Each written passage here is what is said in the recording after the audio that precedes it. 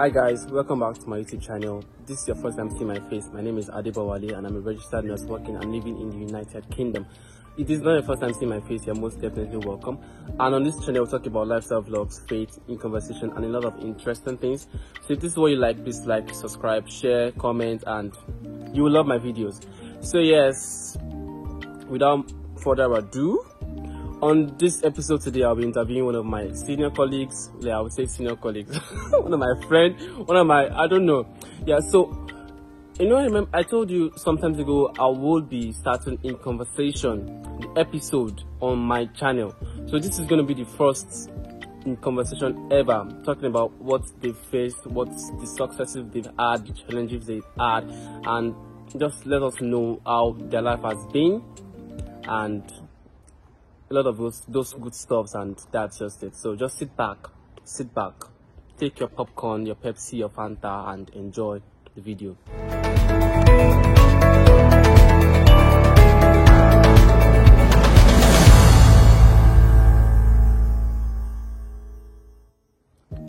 Hi guys, welcome back to the channel. So on today's episode, I have a guest here with me. Drum rolls, bam bam bam bam bam. Yes, I have a guest here with me. Thank you for coming on my YouTube channel. Thank you for gracing this small video. So yes, this is Oyebanji Paul. Oluwadolapo, abi? Yeah, we need to say it. So thank you so much for coming. And I will just be asking you some questions about how life has been from Nigeria.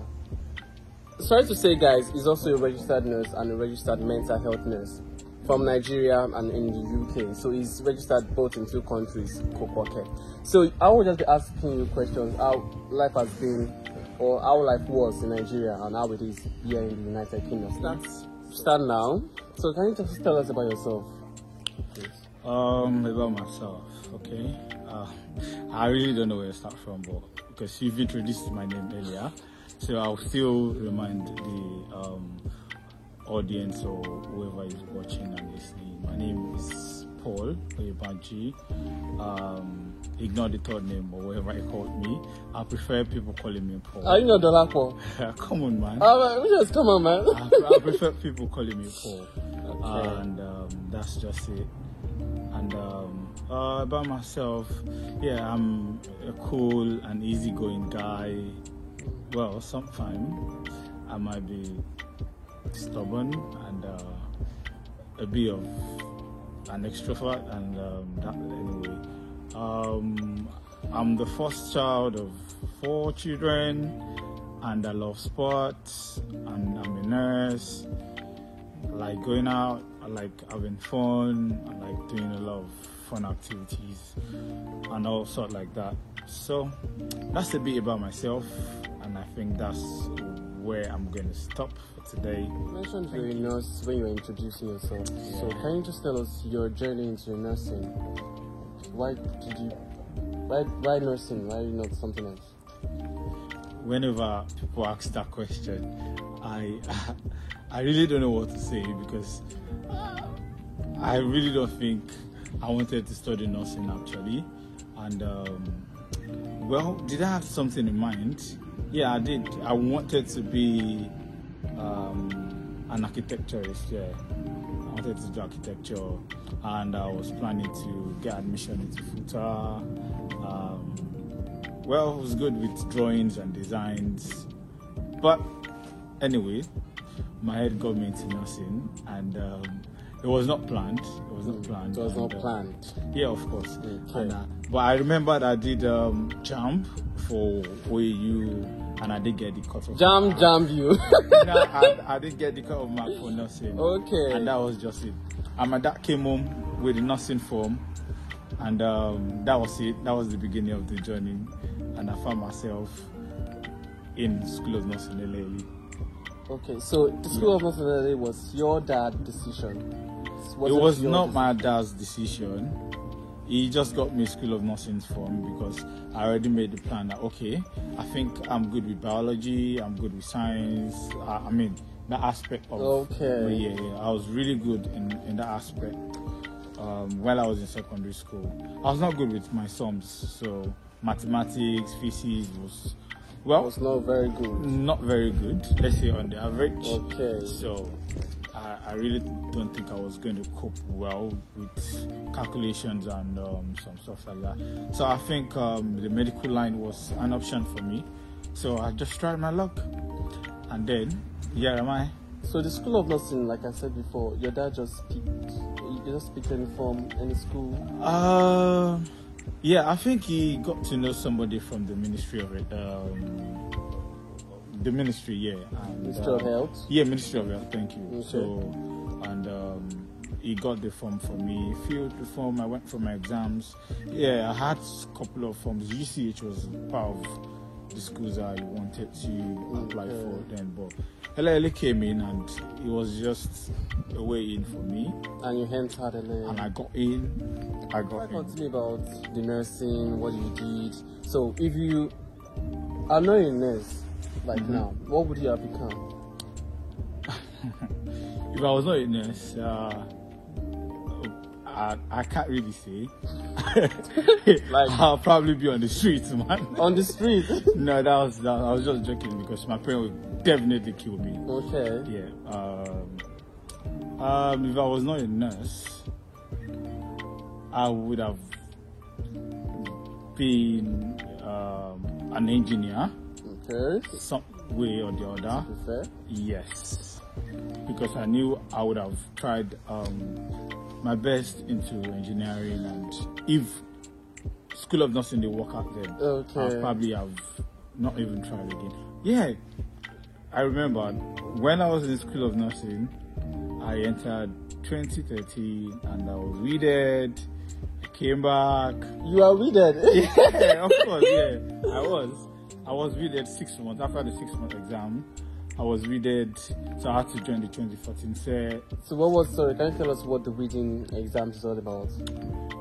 The weeding exam was just like trying to reduce the number of intake of students for the final exam, which is the National Medical Council at the end of 3 years. So we got in, we were over 100 at first. So the 3 months went by, I passed, we were 63. Okay. Yeah, from 100 and something, we were 63. And 6 months, yeah, I failed. Not like woefully, but you are not one peaked. way, I was not peaked. I think let's put it that way. I was not peaked. So 13 of us had to go home. So I had to come back. Yeah, I was okay with my nursing courses. It was Mr. Owades and great. The other. If somebody have asked me that if I am not a nurse, what would I have become? I'll just say I'll be a money maker. Money maker. Oh, that's cool. So how do you make money? I don't know. School of Nursing in LA. How was it? How was the experience like? 3 years. Well, it was fun for me, for an unserious student like me, because most people would not even believe. I wouldn't even believe that I would be a nurse. Like, I mean, I'm not too cool for nursing. Okay. Yeah. I'm more of an extrovert. I'm just a very active person. I'm not cool-headed. I'm cool. I'm a cool guy. Don't get me wrong. I'm a cool and nice guy. But then I'm not just. I just really didn't have the personality for nursing. Okay. Yeah, is there a personality for nursing? Yeah. I mean, as a nurse, you have to be calm, patient, all those qualities cool, of nursing. Calm and collected. Yeah. But really, I really did not have those characteristics. Yeah. Probably that's what led me to mental health. Because mental health is fire for fire. Yeah, we'll still go there. So after LA, what did you do? When you left LA 3 years after, what did you do? After LA, what were your thoughts? Will you travel out? Will you what was it? Okay, before I finished, I had this aunt in the UK. Funny enough, we've met once. Oh, okay. Yes, we've met once. She promised me that, after your nursing, I'll bring you to the UK. I will do that. So I was like, come on. Yeah, plenty. After school, my aunt is just gonna pick me at the airport and zoom, we'll fly out. But then disappointments came by, and well, I'm in the UK now, glory be to God. But then, yeah. So you, like I said before, you left LA early. You worked, and have you always had that passion for mental health nursing? I feel mental health was where I could really operate, you know what I'm saying? And I kind of discovered that when we went for our posting in our Abeokuta. Yeah, because I liked the way the mental health nurses care for people, and I think I really got interested in human behavior, psychology, and how they think. Yeah, I mean, just trying to understand people, why people behave, why people think the way they think, why they act the way they do. You know, a lot of thoughts and everything. I was really not the blood fluid type nurse. Yeah, so I just felt like, oh. And then in mental health, you are fun, your patients are quite normal, they are not really sick. When they are stable, you can have conversations with them. You don't have to just, it's different from general, whereby they are on the sick bed. Yeah, we'll sometimes get to that. Okay. Mental health nurse and the general nurse, like you pack both together. Yeah. So now, is there any difference between general nurse and mental health nursing? Like, yes, there is difference because, well, general nursing encompasses all specialties with limited knowledge, while being a mental health nurse is just like you being a specialist in that field. You get me? So mental health nursing deals with helping people with mental problems including anxiety, insomnia, not be able to sleep, to major mental illnesses like the schizophrenia, bipolar affective disorders, and all disorders like that. Yeah. Okay. So how is working in Nigeria? You're in the UK now. Like, how is working in Nigeria different from working in the UK as a mental health nurse? You worked in Nigeria as a mental health nurse, right? Yes, I did. So how was the difference? Like, what's the difference between in Nigeria and in the UK? Well, in terms of basic knowledge, I think it's similar. We all have the basic knowledge of medications, what mental health is all about. But the system here is quite different from what we have back there in Nigeria. Yeah. And the major difference is in the UK they have a functioning mental health act, they have a mental health capacity act, which does not function in Nigeria. I mean, we have the legal part of nursing, we did that in school, but we don't put it in practice. Yeah. That's that. And yes, from the mode of admission to discharge process to how we deal with the patient, to how we handle the patient, to how we talk to our patients, to how we deliver our cares are totally different. But then, not so much difference in part of delivering care, because we all have the same aim and goals. Yes. And just to care for the patient and make sure the patients are okay. We have different ways of carrying out that care. Yes, but because the goal is to the system. The system here is designed. Let me give you an example. In Nigeria, sometimes the family can just walk in and bring the patient. We call that an involuntary admission, because the person in question does not want the admission. Okay. Yeah. So yes, here we have voluntary and involuntary admission as well, but then it has to go through processes. But in Nigeria, I just bring them to the hospital. As long as the family consents, we just admit them, and that's just it. We admit them depending on whatever. Yeah, I worked in a mental health setting, and I worked in a rehab as well. It's kind of interwoven, but substance use is different from people suffering with mental illness generally. But they are all. Yeah, but they are still under mental health. Yeah. They're still under mental health. Now, so mental health nurse in the UK. I mean, Yeah, hallelujah. So now, coming to the UK, is it a great decision you've made so far in your life? yeah, I would say it's one of the best decisions I've made in my life, and it's really made a great impact and a turnaround for me, especially in my profession and also my personal life. Yes, leaving the country was one of the things on my mind, and that's something I've been looking forward to for a very long time. And well, nothing gave me an avenue, easy avenue, yeah, for me to leave the country. It was an easy step, although the steps were not so easy, but it was just, you know what I mean, step by step process. Yeah, can you tell us how you got from move from Nigeria to the UK, as a mental health nurse? Just give us summary. Okay, before I left, I did the basic exams, IELTS, my mental health, CBT, not general, because if you're a general nurse, you have to come in. And that was after I'd finished my mental health post basic in Yaba, Lagos. Yeah. So after that, I sat for my IELTS. I was going to do my IELTS early 2020 before COVID came in, and then everywhere was just on lockdown. I had to put my exam forward, and I had to write.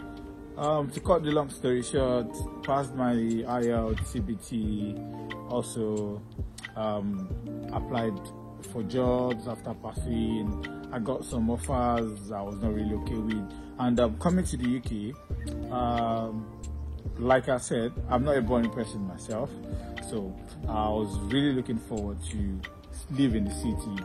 So I got some places like Somerset, Southampton, but I had to decline the offers because it's not really where I think I want to be. So you wanted to live where? Yeah, I actually wanted to live in the city, like Liverpool, Birmingham, London. Where I am. Yeah, he's the king of London. I'm not the king of London, please. But then I actually wanted to live in the city. Busy, feel like life is. So how did you feel leaving the country, leaving everything behind? How did you feel? I wouldn't like to. The thing is, I was anxious leaving Nigeria. I was anxious because I really don't know what the country holds. But we all have this perception of overseas. It's the best place. They have good social amenities. Yeah, which is good, which is part of life, and is what actually you would really want. I mean, those are basic amenities we lack in Nigeria, and you feel if this were part of life would be more easy. Yeah, so it's not too bad. There's some other aspects that we just trying to adjust to. Even those that have been living here for a couple years still complain. So it's just something you have to live with. Know the system and work with the system. Although sometimes it might be hard when you have family, when you have a lot of people that depends on you. I will also get to that. Yes, I'm living in the United Kingdom, London to be precise. Okay, so yes, there's this question I've always wanted to ask. Like, talking about tax, we have two types of tax. Tax that we pay to the government, and the tax that you pay to those people back in Nigeria, maybe your friends, your family. Interesting. You get. So how do you deal with that pressure? How do you deal with it? Well, the first tax, I don't have a choice. I have to pay to the government. That's that. But I mean, it's not so easy. We know how the country is back home, and I don't let the pressure get to me. I help those I can help, and if I can't do it, I'll let you know I can't do it. Yeah, I mean, and if you come in on my nerves, I just need to let you know. And I mean, I don't let the pressure get to me. Actually, you can't kill yourself. Yeah. So how has life been in the UK for you? When did you enter the UK? I was last year May. Last year May. Yeah. So it's already a year. 18 months. 18 months, a year and Yeah. 6 months. Yep. Wow. Yep. So how has life been in the UK generally? Well, currently, life is going smooth, fine, sometimes stressful. Yeah, I pray it won't get hard. Yeah, I just pray it won't get hard. But, I mean, it's been good so far anyways. Yeah. Yeah. It's been God. Yeah, that's actually, the it's factor. been good, yeah. But, I am able to cope with Okay. whatever comes around and adapt to situations around me. So I really think, yeah, it's better than when I came in, because when I came in, it was trying to adapt to this country, to the system. But you've been able Was to a acclimatize. difficult thing for me for the first few weeks. Yeah, it took me, let's say, 2 months to settle down. Yeah, Wow. it's not up to 2 months, but at least when I say 2 months, I mean like to finally get what the system entails. Basically, not everything, because I know people will be like, "Oh, within 2 months, you know everything." Yeah. blah, blah, blah. No, that's not what I'm saying. Like, You are just to get a myself, get my bit. bearing, know what I need to do, be able to commute, to move around. Okay. To the third week I came in, I went to my aunt's place, and one of my aunts in Kent was having a birthday party, and I had to go with one of my cousins. I have not been on the train before, and I got to Kent myself. Wow. And my aunt was like, "How did you How do did you it?" do it? Well, thanks to technology. But then, that's what I'm saying. So it was easy for me. I was patient. Sometimes I slip off the train and miss my stops. Wow. Yeah, That one is normal. Yeah. So, but then I was able to understand what I need, basic things, basic apps, what I need to know, and that was just it for me. Yeah. So I was able to adjust. Okay, now coming to the UK, like what applications do you need to have on your phone that will make your life like easier a bit? Okay, to that, yeah, well, basically it depends on what kind of person you are actually. Okay. Because not everybody is familiar with using applications, using technologies.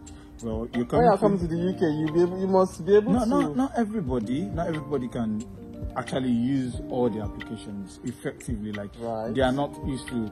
A lot of people have phones. All they do is watch YouTube videos, True. watch DSTV, watch BP Nigeria and all that. Sorry, I don't mean to.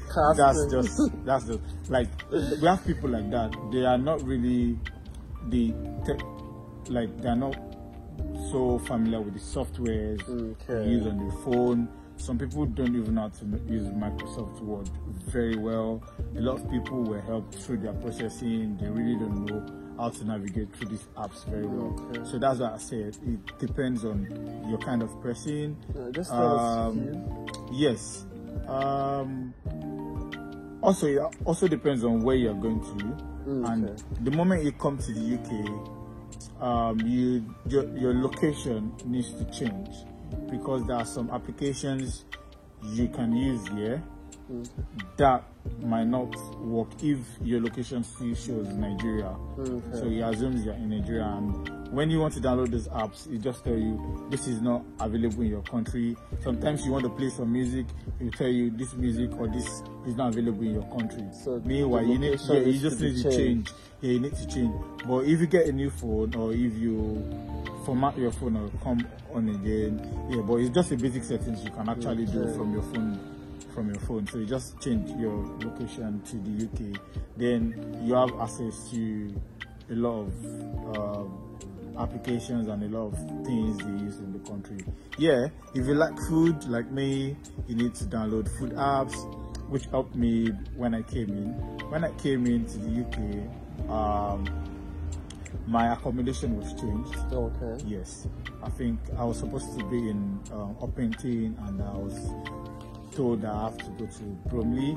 So then all the groceries they were supposed to send for me, they had to cancel and redirect to Bromley. Now my hospital sent me a voucher so that I can use to order food Order food. online. So it was so easy for me. I had the voucher, I downloaded Just Eat, and the first meal I had in the UK was chicken and chips with Coca-Cola and apple pie.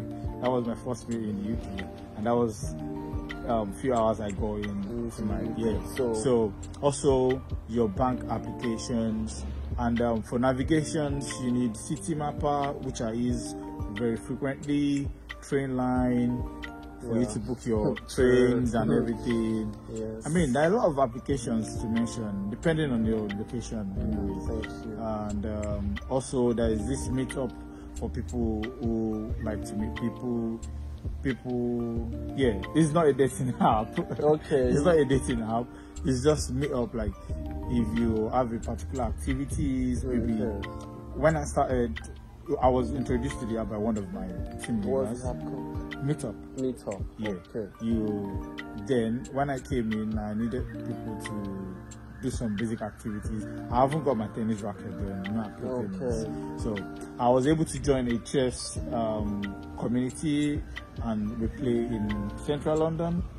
I've been there. I only went there twice, so you can actually. Make friends. Yeah, you can meet and join. They still send me emails. That's great. Yeah, you can meet people with the same interest. And about rounding off the whole show, so just 2 more questions to go. What mistake? I need water. We'll get that. Water, please. Where is this director? Alright, it's cool. Cool. So what mistake did you say you made while you're in the UK? And how were you able to just go around it? Mistake. I wouldn't really say I made mistakes, but I mean, probably made wrong decisions, and some are private actually. I wouldn't all right. But I think, thank you. Basically, my 6th week in the UK, I lost my cards. Your what? My cards. Your card. Mention the card. I will mention everything. There are 7 in total. My voter's card from Nigeria, my 3 ATM cards from Nigeria, my what's it called now? My Monzo card, I had a card as well. I can't remember what that card was. I had a card, and I didn't know after I misplaced the card because they were all in a card wallet. Okay. Yeah. So I think I forgot it on the bus. Hey, wait. I got to work and I wanted to use my ATM card for something. Like I went out on break just to buy something, and I can't find your card. My wasn't there. Wait. I'll come to that. I couldn't find my card wallet, so I searched and searched. I thought probably, but I knew I took it away from home because my bus pass, my Oyster card was there as well. Okay. Because I was using Oyster card. I was using an Android phone then before I got because my Android phone does not have contactless. Yeah, so I have and I think I recharged £70 on it. Hey. Yeah, because it was after my OSCE training. I was going and forth, so there was a lot of money, so it would be enough for me to transport myself. So that was even the most painful aspect for me, because that day when I left work, no way to go home. I can't start begging people I barely know. Lord. Funny enough, in London, you don't pay transport fare with your cash. You have to tap in. So it was like, what do I need to do? So then it was still £1.50. I had to take Uber of £7 home. You had cash with you? No, my Uber app was there. My card was linked to it. Okay. I have not there, so I unblocked my card. I paid online from the Uber, and after I used my Uber app, I had to block my card again. So to just get me home, and that was that. When I got home, I realized that my BRP was in the wallet. And I was so crazy about that. I could not even tell anybody. I was like, what do I need to do? So I started calling. I called my friends. I called a lot of people, and then I was trying to open a new bank. You know, when you come in, you use Monzo before and you get a new bank like that. So, and I had an appointment with Halifax. So I got to Halifax, and this lady just told me, you know the what's it called, the visa page. Okay. Yeah. So I think you have to leave. You have to use. You have to travel within 90 days. Yes. That expires. So the next thing was like, she saw that the date on it had expired, so and the next thing she said was, "Oh, this is your means of identification is not valid." I think it's called Vignet. Yeah, the Vignet part. So, and the lady was like, "You are an illegal citizen." I'm like, illegal. Anything? I just got in barely a few weeks, and you're telling me I'm illegal. But then I really didn't understand what she was saying. So she said that I should just go, that she does not want to be visible and that. I was like, what's going on here? So I had to leave the bank, and I was scared. I was looking at every police I saw. I was like, you know, like, I like this country. It's different from Nigeria. Police they don't just approach you and accuse you of anything. You must have committed one thing or the other before they just come in and like that. So, but then I was just paranoid, because just like them asking me, show me a means of identification, and I just present something and feel like, oh, you're illegal. I was like, will they deport me or something like that? So, but then I had to call one of my friends, and he explained to me, and I was like, okay. And I called some of not my aunt really. The person was just like a big sister to me, and she was like, don't mind that. She does not even know what she was talking about. Okay. But then another thing was, I had to apply for a new BRP within 6 months. I have to report. Yeah, I did everything. And another mistake I made was that I applied for those with a permanent residency. So I've applied, I paid, booked for appointment, and I got an email that said, oh, your record can be found. I was like, what? So the pressure started getting worse. The pressure started getting worse. So I was just like, okay. Started calling people that I know about it, and they said, oh, after I saw that you applied for the wrong BRP. These are for people that have the indefinite leave to remain, or you have a temporary biometric resident permit. So I had to reapply. Till today, they have not refunded my money. They promised to refund my money. How much? I'm still waiting for my money. I think I'm waiting for about £92. Okay. Yes. So how much did you pay for the other biometric? No, for the biometric, because for the biometric. Yeah, that was it. Okay, that was you it. pay online, Yeah, I think 90. I'm not sure about the figure. So you around. But those times you were like, yeah, I felt like I was illegal in the country, because I stopped going out. I don't do anything anyhow. Of course, you'd be very paranoid. Like, what if they come out? I've just been sneaky going out. I've been sneaky coming in. My Lord. I just really, until I got my BRP, and then no, but at a point my mind was, because when I did my biometric, and I was trying to get a house as well. Okay. I was trying to get a house to move, and they requested for my BRP and right to rent in the UK.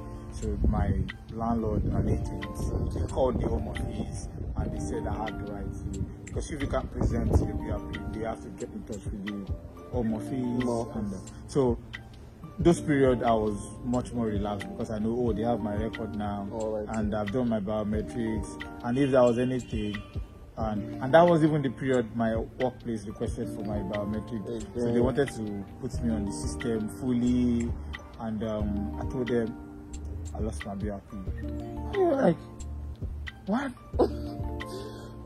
Another mistake, don't put your BRP in your Since I got my BRP has been sitting under my bed, hiding my luggage. Because you might not know. Wow. Yeah. But then you can actually after 120 days you spend in the UK, you can apply for a provisional license. Okay, driver's license. Yes, provisional driver's license, and you can use that as a means of identification for anything. And also, you know, your Nigeria license too, you can use that. But I'm also being careful about that because I don't want to misplace that, and when it's time for me to apply, and you know. The last question is in two parts. What advice do you have for newly qualified nurses anywhere in the world? Nigeria, Ghana, Sierra Leone, UK, America. Like, what advice do you have for them? And what advice do you have for new migrants that are in the UK? So that's two questions. Yes. Honestly, this is not like an advice, and I'm not just trying to demoralize people. Okay. I understand a lot of people are watching right now, and nothing is a scam. That's one. That's one. Nothing is a scam. But then nothing is nice actually. If not for nothing, some of us hold on the year. True. There are a lot of opportunities, and I mean, I think well, even if I had gone to the university, I probably would have been done by now. But then you see people in the university, they have to do their internship, so it looks like a longer process for them to migrate. And even coming to the UK, you can just do your top-up degree and you get your degree and do for just 1 year or 1 year plus, depending on the school. But then my advice is keep grinding, don't relent, and focus. Yes, if you have a better opportunity, if you need to leave the profession, yes, why not? The aim of everything is to make money. So as long as you're making money, as long as you're making the dough, like I said, I'm not a nurse, I'll be a money maker. Yeah. So just get the bag. That's my advice for everybody watching this video. Just get the money, and not illegal anyway. Yeah, in a legal way. Yes. Legal way. So what advice do you have for newly migrants that just entered? That just entered. Yes. Let me say,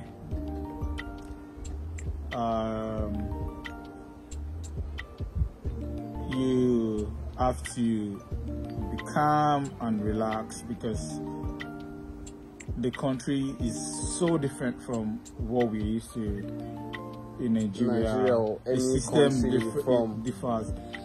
I have somebody in my place of work that came in 3 weeks ago, and he had this mindset that he wants to come here, make money, and